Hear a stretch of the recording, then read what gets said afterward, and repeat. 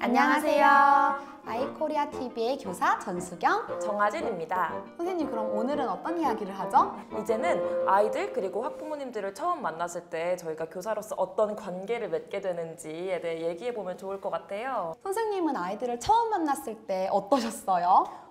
긴장된 만큼 재미있고 설렜던 감정이 컸던 것 같아요.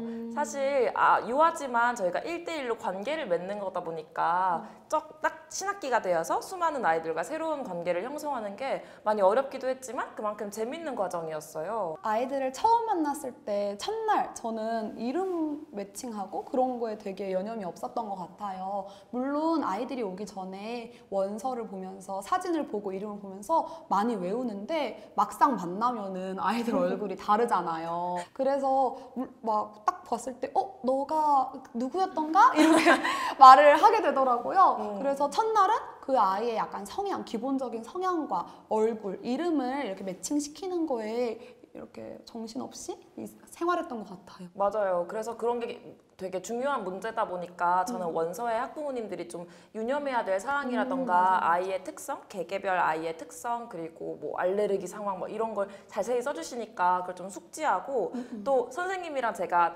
처음에 다른 연령을 담당했으니까 이 연령에 어떤 발달 특성이 있는지를 좀 더 공부하고 한 번 더 확인하면 마음이 놓이더라고요. 사실 선생님이 아까 말한 학부모님이 적어주시는 개인 기록서가 도움이 많이 됐어요. 저는 만 3세, 그러니까 5살 어린이들을 맡았었거든요. 근데 6세, 7세와 달리 5살 어린이들은 처음 유치원을 오는 거예요. 저희도 취업할 때 기관 오는 거 얼마나 떨렸는데 어린이들은 훨씬 더 많이 떨렸을 것 같아요.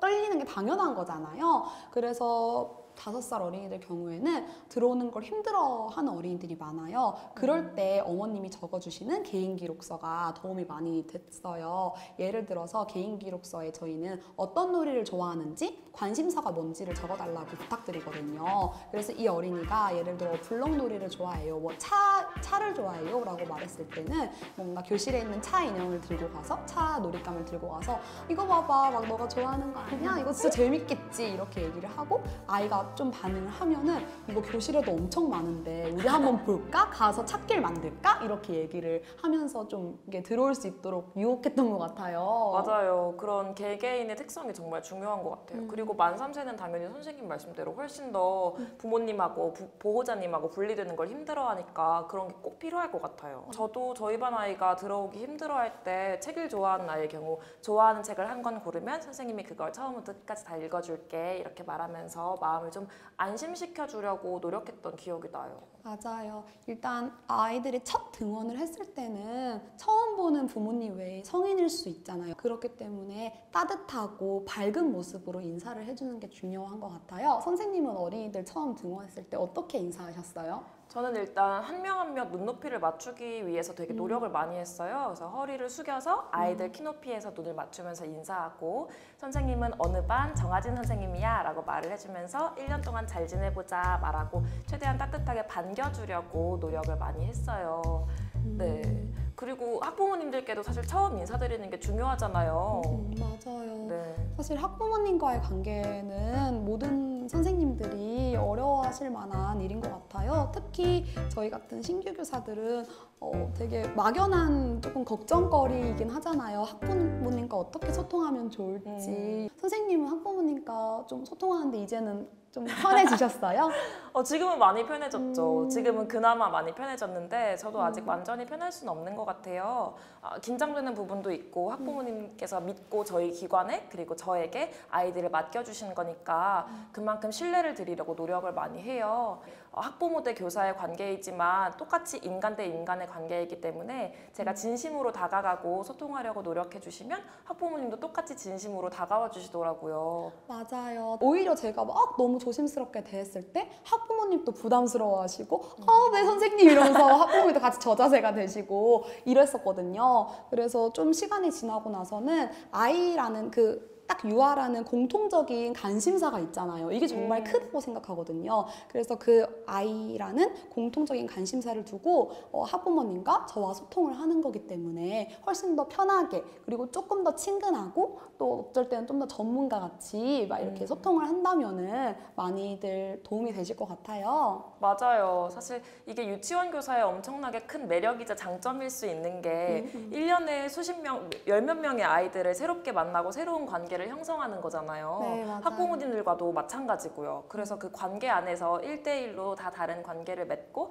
상호작용하는 게 저는 굉장히 재밌다고 느껴졌어요. 등원할 때 또 하원할 때 오늘은 아이가 뭐 아침을 잘 먹고 왔는지 컨디션은 어떤지 한두 마디 나누시고 하원할 땐 또 교사로서 아이가 오늘은 어떻게 지냈고 밥은 어떻게 먹었고 컨디션이 어땠고 이렇게 재밌게 놀았다 이렇게 한두 마디 섞어 보시면 자연스럽게 학부모님과도 친근한 관계, 편안한 관계가 될 수 있을 것 같아요. 맞아요. 혹시 아이들 중에서도 아이들이 너무너무 사랑스럽지만 조금 제가 뜻한 대로 흘러가지 않는 상황이 있고 아니면 내가 조금 이거는 너무 어려운 상황인데 하는 경우가 있잖아요. 맞아요. 혹시 그 중에서 조금 우는 어린이들 많았던 것 같아요. 특히 학기 초에 엄마와 떨어지기 싫어서 엄마, 아빠, 뭐 할머니, 할아버지와 떨어지기 싫어서 굉장히 많이 울고 교실에도 들어오지 않으려고 하는 어린이들이 있잖아요. 선생님은 그럴 때 어떻게 하셨어요? 이것도 앞서 말씀드린 것처럼 유아의 특성에 따라 다 너무 다른데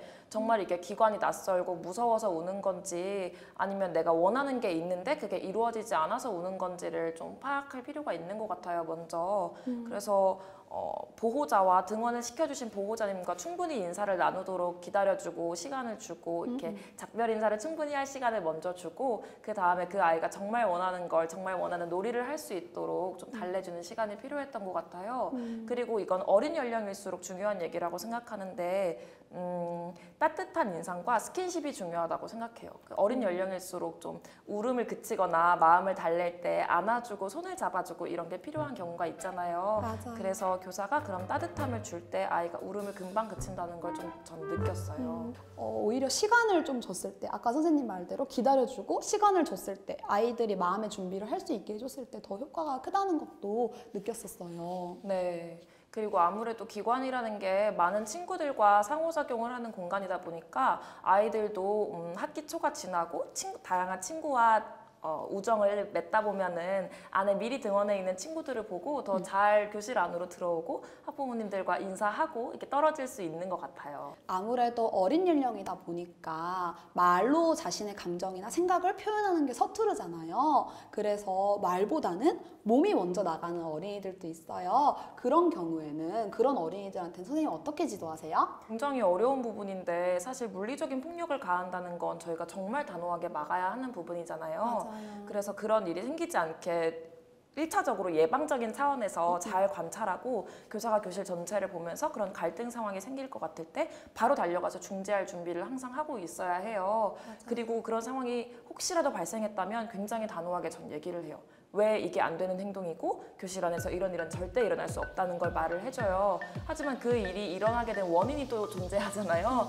예를 들어 뭐 아끼는 장난감을 뺏었다든지 내 말을 친구가 들어주지 않는다든지 이런 1차적인 원인이 있을 테니까 그 이야기를 잘 들어주고 또 단호하게 얘기한 후에는 아이의 감정을 보듬어주면서 네가 이래서 이만큼 속상해서 그런 일을 했구나. 그럼 앞으로는 또 이렇게 해보자. 친구한테 이렇게 얘기해보자. 선생님한테 도움을 청하면 돼. 이렇게 대안을 제시해줬던 것 같아요. 그리고 사실 어린 연령일수록 그런 사회적인 기술이 부족하니까 교사가 모델링을 보이면서 좀 갈등을 해결하는 방법을 보여주면 좋은 것 같아요. 뭐 누구야 친구한테 네가 뭐 교구를 가져가서 장난감을 가져가서 속상했어 라고 말해봐 이렇게 말하면 어린이가 또 똑같이 말하면서 그걸 체화하는 과정이 있잖아요. 맞아요. 그런 게 필요하더라고요.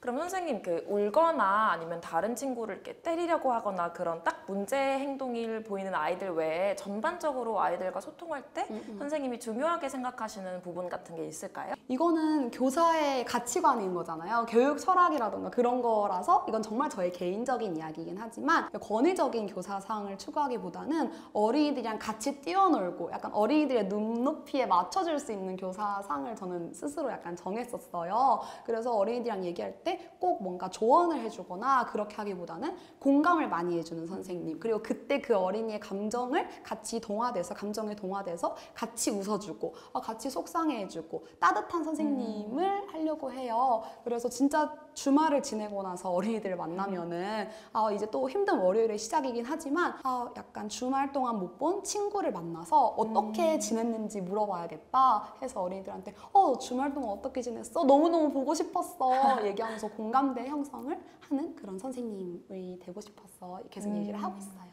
정말 좋네요. 앞서 학부모님들과의 관계에서 저희가 얘기한 거랑 비슷한 맥락인 것 같아요. 맞아요. 학부모 대 교사의 관계라고 딱 이렇게 해야겠다라는 정형화된 생각을 갖고 있다기보다 1대1 사람 관계니까 아이들과의 관계에서도 사람 대 사람 간의 그런 애정이나 라포가 형성되어 있다면 상호작용에 크게 무리가 없으실 것 같습니다. 이때까지 저희가 아이들 그리고 학부모님들과 어떻게 관계를 형성하면 좋을지 팁이라면 팁일 내용을 전달해 드렸잖아요. 네, 오늘은 이 내용을 마무리하고 다음번에는 또 다른 내용, 수업 준비를 저희가 어떻게 하고 실제로 어떤 수업을 해보았는지 말씀을 드리도록 하겠습니다. 감사합니다.